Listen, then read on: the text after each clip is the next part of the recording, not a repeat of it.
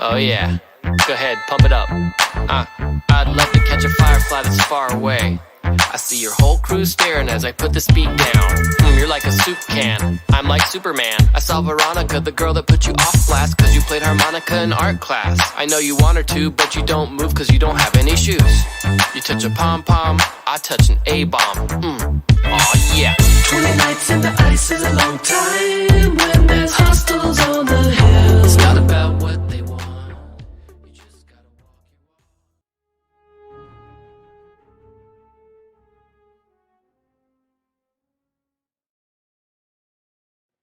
Hey everyone, welcome to On the Sensors. Today, I'm Jrak, joined by Majobasil, Polyfly, and The86. This is episode 2 of How to Destiny on the Sensors new series, designed to help you experienced players and new players alike with the fundamentals of Destiny. So today, this is episode 2, and we're talking about win conditions, team building, battlefields, and a little hint of deck building. So I'm going to throw over to Maja, who's going to take us into this video. Thanks, man. Well, this is exciting. So I know we've been talking for a while now about, a series that we wanted to do for both experienced and casual players alike. And yeah, man, I'm excited to talk about these topics today. So yeah, we can maybe start with win conditions. And I think there's 3 basic win conditions. And, guys, jump in. We've got damage, mill, and plots. So damage being, you kill your enemy before they accomplish their win condition, right? Just pure damage. That's the biggest majority win condition. Yeah, probably 95% of decks, right? Mill, which would be no cards in hand and no cards to draw, right? The moment you've satisfied that condition, you win the game. And then plots, right? Like destroy the Death Star. I think really there's only 2: destroy the Death Star, construct the Death Star. I might be missing one. But ones that definitely help you win. Yeah. Mission plots. Mission plots. There you go. So yeah, and basically I think how we wanted to structure this video was those 3 different conditions, and then how do you build your team to enable you to more efficiently win, along those 3 methods. So Certainly. what do you guys think? Damage. Well, I think we should definitely start with damage. As we said, it's the biggest sort of deck we see. There seems to be two major players, again with a third minority being upgrades and supports. So should we start somewhere with a classic aggro in your face upgrade deck? Aggro deck's always good. Pew pew go fast, right? Exactly. Like, do as much damage as you can, as quickly as you can, before your opponent has a chance to really set up or do anything. And there's definitely lots of cards and lots of teams and lots of things that enable you to do that. Maybe not as a lot of card games have that sort of aggro style. Right. I know there's other YouTube content creators out there who often reference Magic the Gathering. It's just such an ubiquitous game that it's easy to refer to. But red deck wins, right? You've got a bunch of just fast cards, damage, boom. Can you kill your opponent faster than they can build their board state? I think we have that in Destiny too. Definitely. So yeah, you have your quick aggressive decks, and you have your, I like to call them, attritional decks. Ones that would certainly do about 15 to in a round without you even knowing about it. So I mean, I guess for your very basic bog standard quick aggro deck, you're looking at either big hitty lightsabers or guns. Pew pew go fast, as Pally said. And each color has their own top cards for that. I think that's a great point. Just to quickly pause there, though, it's either you're resolving melee or guns, right? Typically, an aggressive deck is not resolving indirect sides, because that. Yeah. I mean, maybe there's a splash of that, but doesn't quite fit the bill. There's always going to be those outliers, right? There's always going to be those outlier decks that do certain things like aggro that you don't expect to do aggro. Yeah.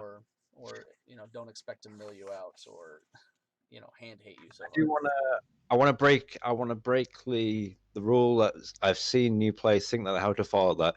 Your deck it will not combust if you include both guns and lightsabers. If your two characters have amazing synergy but they don't have matching size, it is not the end of the world. Many of the top characters we see have loads of different sizes because it makes them more versatile. Yep. Well, one of the ones that I used to play, he's not major competitive, but Dengar is a great example of someone who I would happily give him a Dondobus and a Vibro Cutlass at the same time. They both work amazing with him. So for so many characters who can have abilities and lightsabers, for example. Yeah.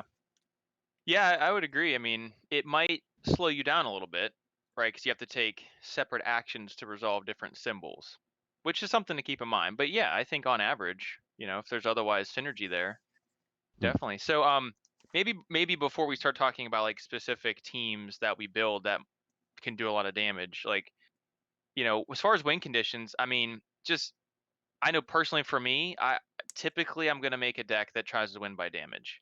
I do like a good mill deck just because it's such a tough nut to crack. I think we tested some out with all you guys. It's just so hard to win by mill that sometimes it's fun to try it, and it's different, right? It's just a different play style. But most of the time it's trying to win by damage, but that's really how it starts. Is like, what are you in the mood to play? What's your mood right now? How are you trying to win the game? Sometimes it's different, but most of the time you might have a typical style and you try to win that way. So Miller's an interesting one because I'm sure we've all had it where when you're building a deck, you build it expecting your opponent to deal damage to you. You end up against a mill deck and you have 4 or 5 cards in your hand, which is like, wow, these are all dead because you're never going to hit me this game. Yep. So, if you're building a mill deck, expect your opponent is going to have dead cards. Mill is a very interesting beast because it's especially in this game, right? There's mill variants. You reference Magic. There's mill variants in all kinds of other different card games, and in this game in particular, because dice and cards go into play, like your mill strategy, usually typically also involves, and we'll get to it obviously with team building, but what your dice can do and how your dice can help, push your win strategy that direction. Yeah. And it's I think it's to me, it's a very cool win condition if you can pull it off, but I think it's more advanced in terms of knowing the mechanics of everything that's going on. But it's definitely doable in this game. It's not a deck for a starting player. Yeah. What's up, 86? One thing that's important that was told to me when I started was dice win games. And that's why mitigation is a thing. Removing dice. We have good dice rolls. We have bad dice rolls, but typically what's shown on your dice win the game. And even if you take in a mill game or anything else, like there's only so many die you can remove. There's so many cards. Eventually, you can get swarmed if you play mill. So you really have to be aggro and discarding and milling for mill deck to work. Yeah. Yeah, and I think with mill, it's super fun when you pull it off because it's typically hard to do. It's hard to get through 30 cards, and some factions are better than others at that, right? Typically, villain is better at hand hate, probe, and things, and typically has more characters that have discard sides. On the hero side, it's gotten a little better, I think, with some of the newer cards, but it's still quite difficult.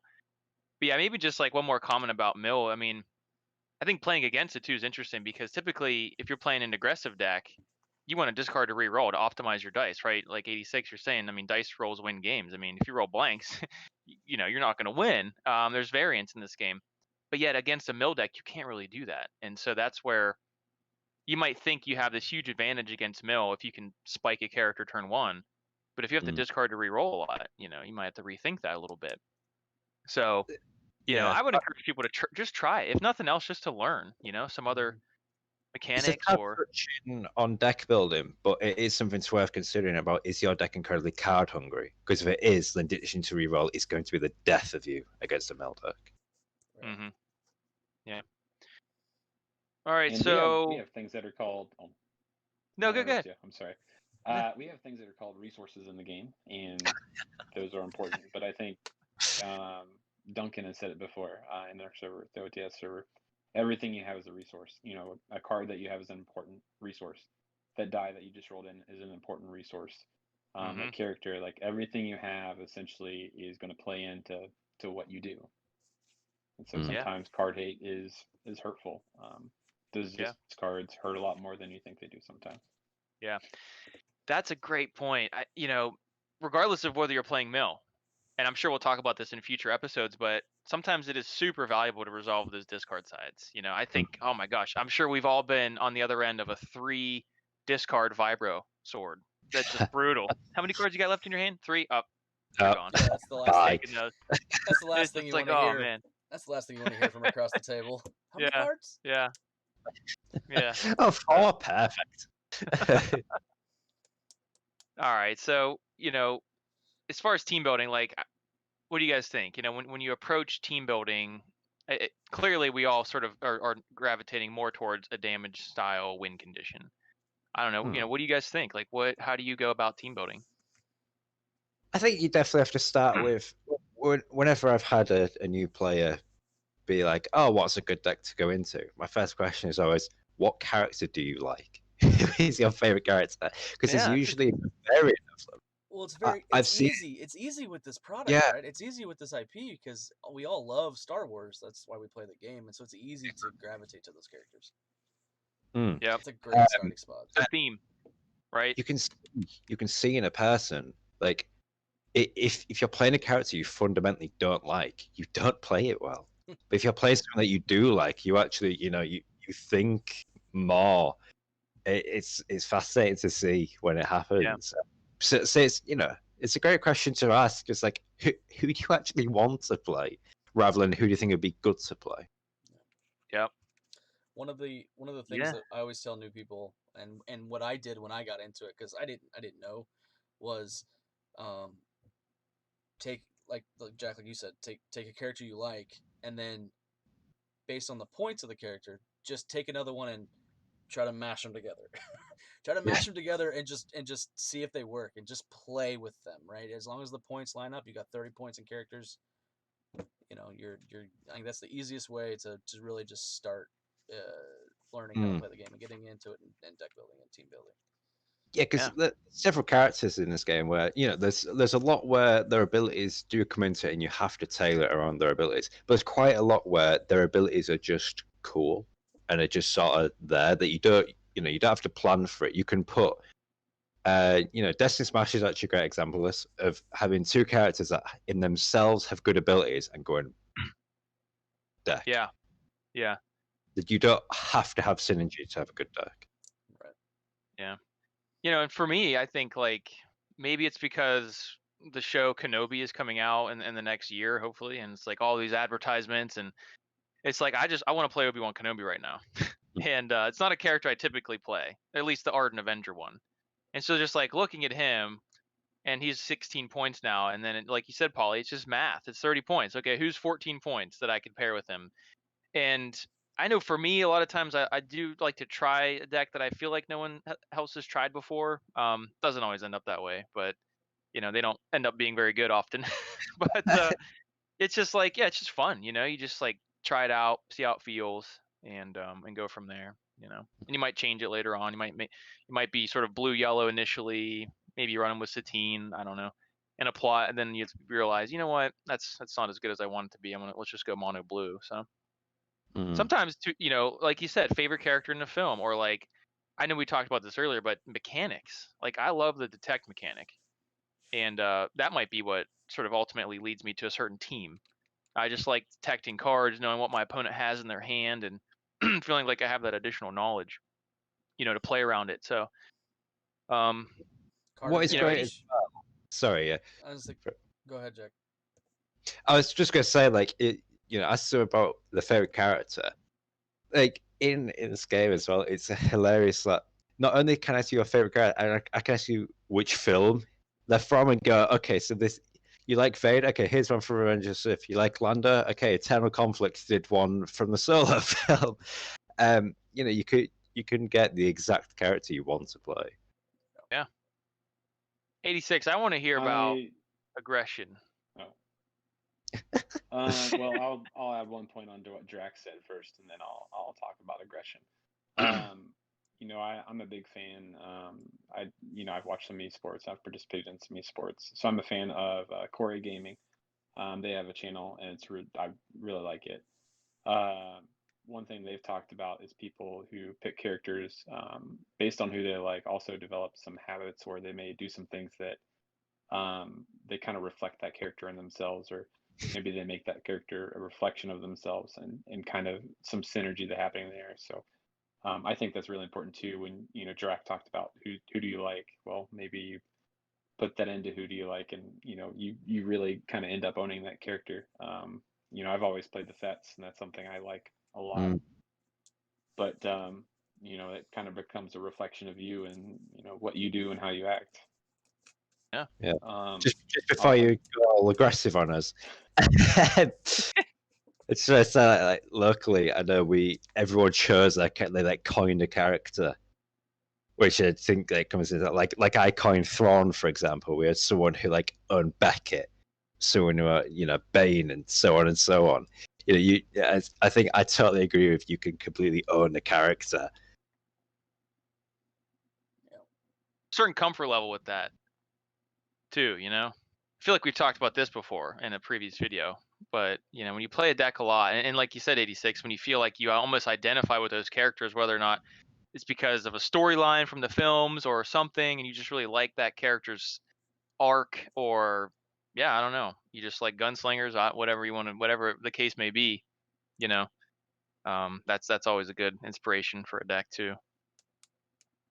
So yeah, team building, damage, trying to kill your opponent faster than they can kill you. 86, what do you got for us, man? Oh man, I think the starting off. I guess I'm gonna go aggression. One thing that's really important is to be deceptive with it. If you go out and it's just rolling dice, then I think you're gonna have a bad time, because those dice are gonna get removed, and then you're trying to pump that into what you're doing to them before they do anything to you. And there is a resource limitation based on what you can do and what they do to you. I like to do things. So I play Fets. I play bounty hunters mostly. I like to play things that'll amplify my damage. So hunt them down. So that's deal an extra damage based on how many bounties you have on a character. So not having captured with something that you could remove, and then you'd have in shackle or breaking bonds to remove a downgrade or a bounty. Not having those in the meta, oh my gosh, so good for me.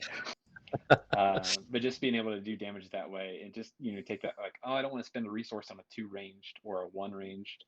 Well, that 1 range is going to be 4. Or just being able to slave 1 deals the damage as soon as it rolls. I have someone pilot it. Reversal, to send the damage back at someone, and just being really deceptive with damage out of hand. Damage is good. Dice are going to win games, but it's what you do with those dice. It's kind of like investing or playing the stock market.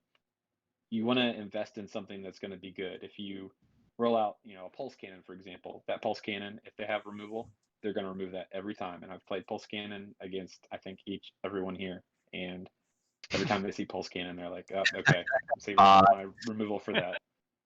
That's gone. So in essence, that's a bad investment. I'm putting a lot of resources toward it, a lot of resources to be ready to resolve it when I could be playing other things. So keeping in mind, like, what my resources and what my die can do. Like, it's like playing the penny stocks. You invest in these small things and hope that they grow up to be large things. And that's really, I think, what aggression is just taking a deck that is good and investing in it and making it better. Yeah. So I want to comment on one thing you mentioned that I thought about, and then I want to come over to Pauly, and I want to talk about plots. I know you love those plots. So one thing you mentioned, 86, that I think is really important. So if damage is your win condition, right, you're trying to kill your opponent as fast as possible before they can, take you out or mill you or whatever the case may be. You mentioned cards like Hunt Them Down. That's a really good one, obviously, for bounty hunters. Focus Fire is really a really good one if you got a deck that's got guns. Reversal is a great card. Cards that do damage. The one that I way more play with No Mercy. That's my favorite card. Perfect example. Like, every color has some card like that can really boost your damage output. And it turns that one Heroic Protector. There you go. turns that one measly, melee or gun side into a beast, and yeah, it's critical, I think, to the strategy, right? So, Mm. all right, Paulie, what you got, man? Well, I've been on this. I love games like this, and I love finding other ways or finding unique ways to play this game, to win in this game. And a couple of really cool plots have come out recently, especially Relentless Advance. And so when I'm team building, I've been really building around Relentless Advance and how do you make that card really work, right? It's a ticking time bomb. You put damage on it that you can then throw at your opponent at any point in the game, every time you take control of the battlefield or at the end of the round. And so how do you do that?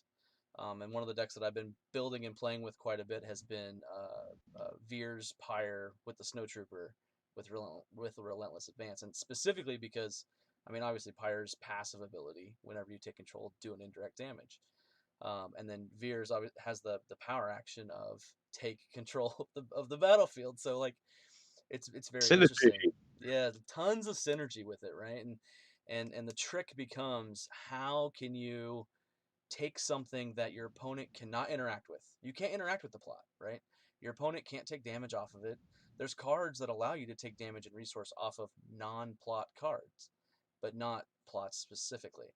Um, and so it's just this ticking time bomb sitting there. But Yeah, build, it's interesting because it's sort of a plot, damage combined win condition. Like you're right? trying to kill your opponent with damage, right? You're not milling them.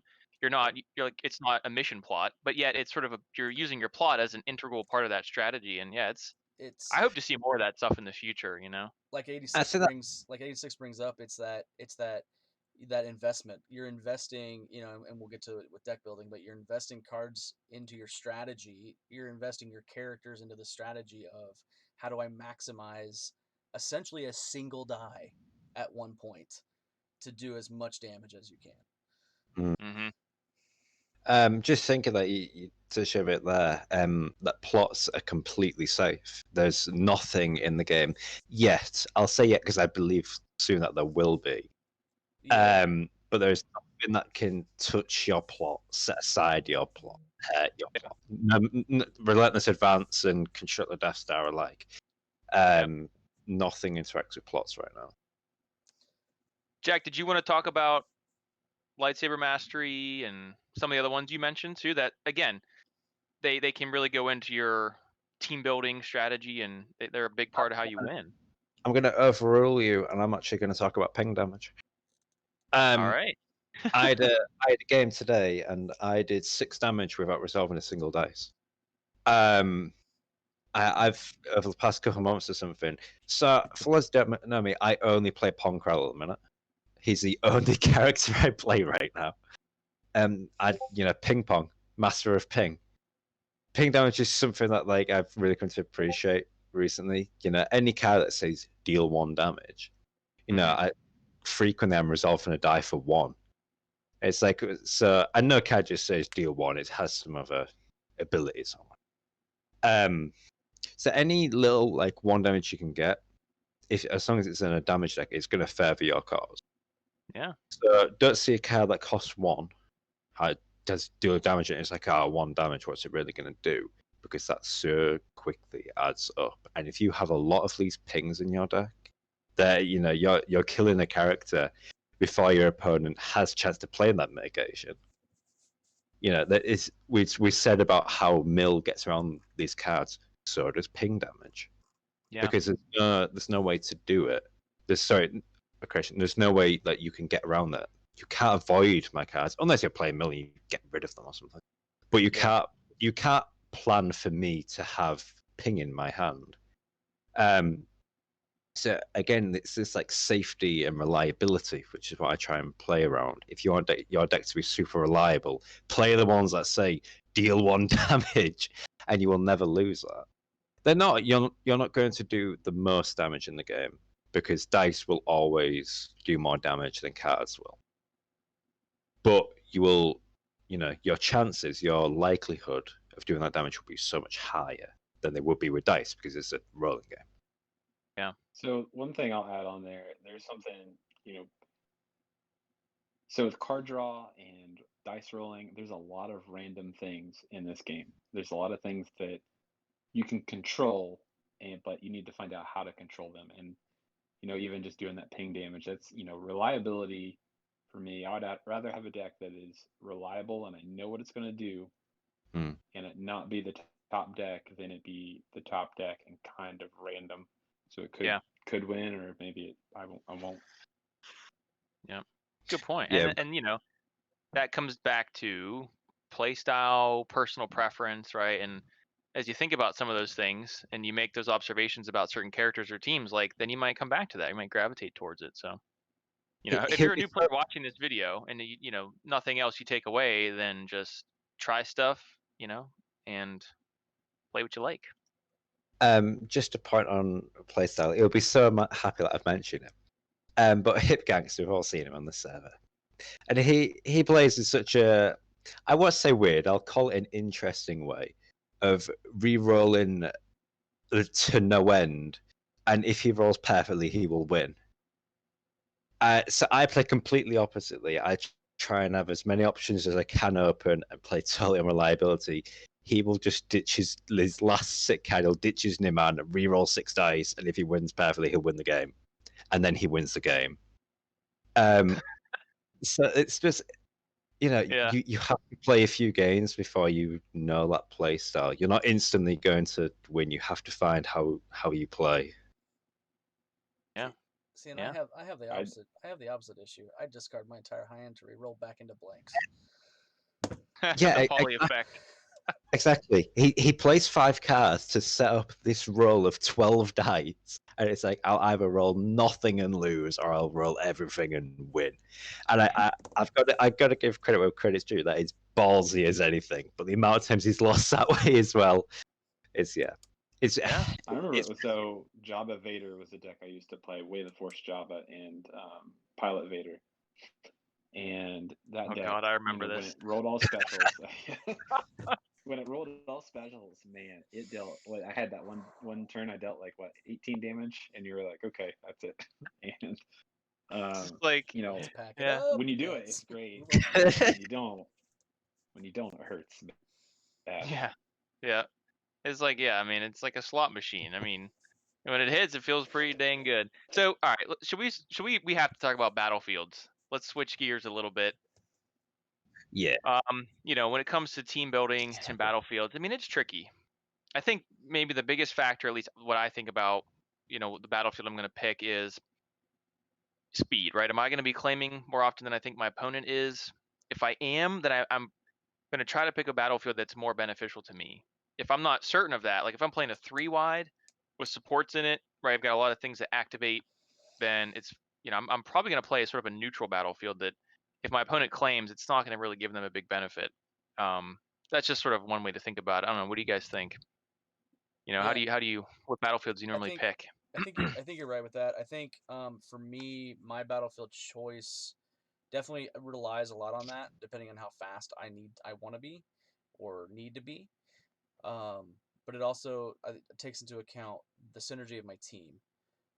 Before playing Veer's Pyre Snowtrooper with Relentless Advance, I was playing the Veer's Jabba deck, and not starting with any money, like you would choose a battlefield that if your opponent had it, and I guess Veers is the caveat to the rule, right? Because he has the power action that can take it back. But I'm choosing something that's going to, in that instance, benefit me way more. I mean, it could benefit both, right? I was choosing, I think, Weta Palace at the time. I think that was the battlefield everybody was choosing for that style of deck. But I think synergy. I think I choose a synergistic battlefield over one that maybe my opponent will not benefit from, only because I don't mind claiming leaving a die or two in the pool if it's going to benefit me in the long run. Yeah. I That's think. sorry. Go ahead. I was just gonna say that's what I was saying about that new Cyber Center. What's it called? Center. Yeah, claim to heal one. And you get to draw an extra card. You get That's the first battlefield where I think you genuinely start to leave behind 2's resources because that claim is so strong. It's the first battlefield where it's genuinely quite. I mean, I guess Corellia as well, Mean Streets. But it's one of the first ones where it's like that is properly going to affect your next round. Having one more card, having that heal is going to properly. It's way more than claiming gain a shield. It just feels like so much more that you'd actually think about leaving stuff behind to get that claim.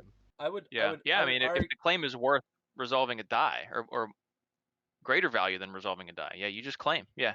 I would argue that that's not the first one that's been that strong. I think Theed, when it was originally printed, was that strong because it was strong enough to get an errata to get changed. I mean, every deck was one of the first. Yeah. I mean, we saw that in Theed, right? We saw it very, very strong where everybody was using it, and I think Cyber Center is very, very strong for that reason, and I will leave 2 dice in the pool every day of the week to take Cyber Center if I need to heal, especially if I'm playing decks that care about stability. So I think they are our top 3 battlefield: Cyber Center, Thea Palace, Corellia Administrators. Yeah, I mean, they are all just insane value. I think talking about speed and your likelihood to claim, I think Deathwatch Hideouts is a classic example of that's got a lot of play at the minute. Yeah, it gets a lot of play. I mean, maybe a newer player as well might be inclined to include that. Oh, claim to gain a resource, yes please. But if you're not claiming, then you're giving your money or you're giving your opponent a free resource every round. So if you're playing a 3-wide like that, you cannot play that deck or you cannot play that battlefield. So here's the unpopular opinion with that battlefield. I'm gonna stop you. And this isn't always the best thing to do. So no, don't do this every game. But sometimes, like if maybe you have 3 or 4 die out there and they're gonna claim, then that takes the pressure off. They're not gonna do anything. They're not gonna be able to remove your die. If you have cards to play, I'd maybe hold out and then go from there. And that's good to do in instances. It's not good to rely on every turn because you're gonna give them 18 resources, but. So you're saying almost include something like that to entice them to claim early? Yes. In a way. If you can force them to claim early. I would not say to do that every turn. Like if that's for more advanced video series coming to a channel near you. Destiny psychology. It's not something I do often. Yeah, I got you. But it is like now we know your tricks, 86. I think when talking about battlefields too, I think you also have to take into account if you win the battlefield, how do you decide, which battlefield are you taking? Like you really have to evaluate their battlefield versus your battlefield. Is the 2 extra shields or health in this, equate it to health? Is it worth it based on who you're playing?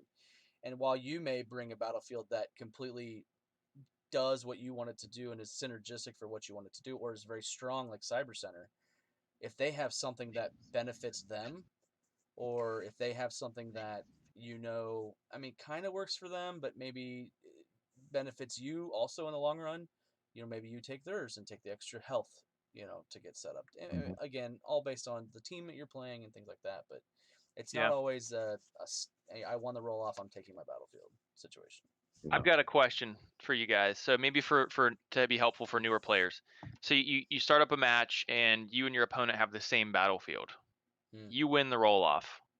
When do you go with yours to take the first action versus when do you go with theirs so you get the 2 shields? There's some obvious examples, like you have fresh supplies in your hand, right? But other examples, what do you guys think? Okay, I'm gonna kick off actually. So unlimited power. I have never seen an unlimited power take their battlefield when they win the roll-off. And for fair reason. Because he starts on 10 health, right? He starts on 10. He is squishy as anything at 10 for the 18 points you pay. He needs that extra health. So I guess the main point is your character, is there any possibility that they are going to die early round 2? Because if there is, then you need that extra defense.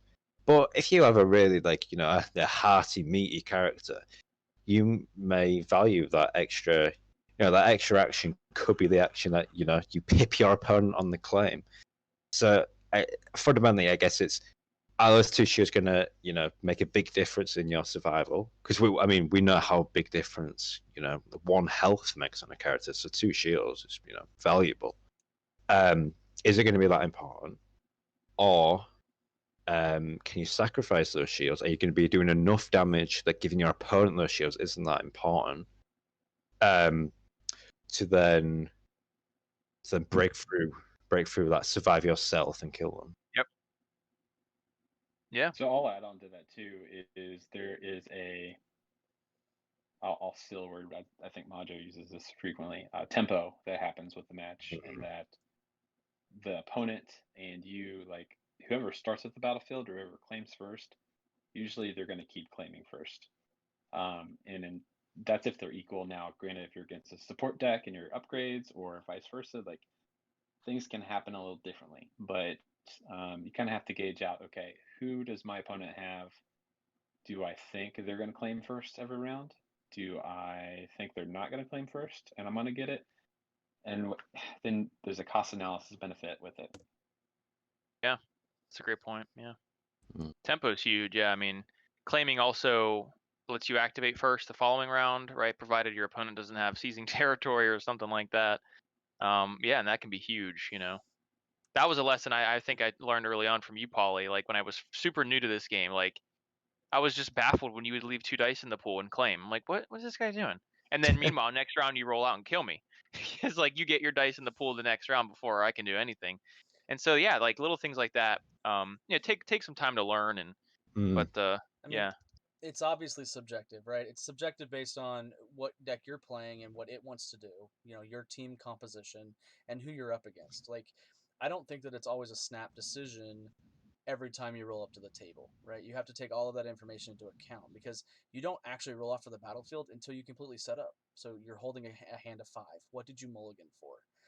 Yeah. You're looking at a blue hero. Yeah, we're taking my battlefield because I don't want you to have shields, right? Um, and then also your characters. You play characters that can take the battlefield back. So take the extra health, take the extra 2 shields, and then just take the battlefield back from them, even if they do claim. So I think it's very subjective. But I know it personally, especially with the characters I play, I'm taking the health every time. Yeah, just a tiny mini school point for new players. If you're both playing the same battlefield, don't take your own. Yeah. Just don't take your own. Yeah. It's take theirs, please. Yeah, you're gonna get. I mean, you have the same opportunity of getting the benefit because you don't get the benefit when you start the game. You get the benefit when you claim, right? Unless it's like Dathomir, right? The Night Sister Lair, where you're playing a bounty deck or a downgrade deck. So I mean, that's obviously you get benefit, or a perimeter outpost if you're playing 2 red characters.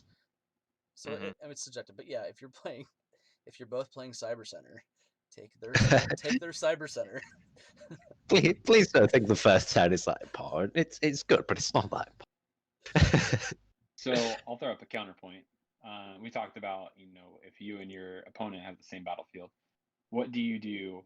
Let's say you're going to go into a tournament.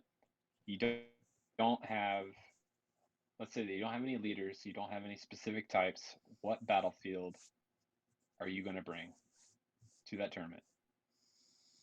You don't know if you're going to be the fastest deck or not. You don't have one that's going to benefit you over, benefit your characters any way possible. What are you going to do? What, so you mean like what is a very bog standard battlefield to take? This is going to benefit. Let's say Salt Flats is, good if you have leaders, but you have no leaders. So I think Deathwatch is one of the best ones right now for just a fundamentally sick battlefield. Great. In Infinite, we have what's the name? Outer Rim Outpost. Outer Rim Which Outpost. is That's the one that lets you draw a card and get a resource. Resource card. Yep. There's usually a battlefield which will be more tailored to you, but you can choose a more specific one. I'm thinking Rift Valley on Dathomir. If you have a load of odd cards, run that. It's gonna be chancy for your opponent, but for you, you're more reliable. Yeah, that's interesting. One thing I think of quite often, and it's not one that I would typically use a lot, but Abandoned Refinery is really good because if you play Merchant Freighters, you can get rid of that and get a resource. Let's say you have the Forbidden Lord out, but you want to play a weapon or something else instead of an ability. That could be something. You can, it binds all things to play an upgrade, and then Abandoned Refinery, the it binds. It's kind of one of those things, like it's like a secret tech. No one really uses it. Not a lot of people are prepared to use it. It's a really good battlefield. I never optimize it, so I don't want to bring it. But I'd say it's a good one to have, like, on standby if you don't know what you're gonna do or not. But curious what you That's a guys great think on that. point. Yeah, I know in my Leia Luminara deck that I used to play often, I would bring Abandoned Refinery for the sometimes for the it binds, right? You tap the it binds, you play your upgrade, then maybe at some point in the middle of the round you want to play another upgrade, and you power action to discard your it binds. Or what was that card I used to play? Oh man, I can't think of it. It comes into play with 3 resources on it. Spotted Jedi to turn 3 into lessons. Apprentice. Yes, 3 lessons. So that, after 3 uses, it's the resources are gone. It becomes a useless card. So it's perfect fodder for Abandoned Refinery. But yeah, that's a good one. I like that. Yeah, there's definitely some battlefields that are crucial to it. Like I played DJ Empire quite a lot, and Corellia is just an absolute just Yeah. game winning. I mean, game you can, winning battlefield in that. yeah, entire decks are built around mean Yeah. streets. I mean, like your resource curve, which we'll talk about in the future, is just totally, not typical when you're running mean streets. So, all right, gents. Well, man, we covered a lot. So we talked about win conditions, team building, and battlefields. Now, I hope everyone enjoyed it. Next time we'll talk about. We talked a little bit about deck building today. We mentioned a few cards that are really synergistic, like hunt them down with aggro. We'll talk in reversal and things. Focus fire. In our next one, we'll try to do more of that. Talk more about deck building and also how to manage your resources. And just as a bit of a preview, you don't want to include 10 cards in your deck that all cost 5 resources, right? That just doesn't make sense. You're never going to be able to pay for that. So we'll talk a little bit about how to optimize your deck and things, and how many supports to run versus how many upgrades. And so yeah, that'll be coming in the future. And yeah, I think that's it. Yeah, cool. So yeah, so Joe said, hope all your viewers enjoyed today. I've been Jrak, Maja, Polly, and the 86. Yeah, so keep on this channel. We're going to upload regularly on this series to bring you all our little nuggets of knowledge. Star Wars Destiny. So thanks for watching, everyone. This is On the Sensors, and we'll see you in the next video.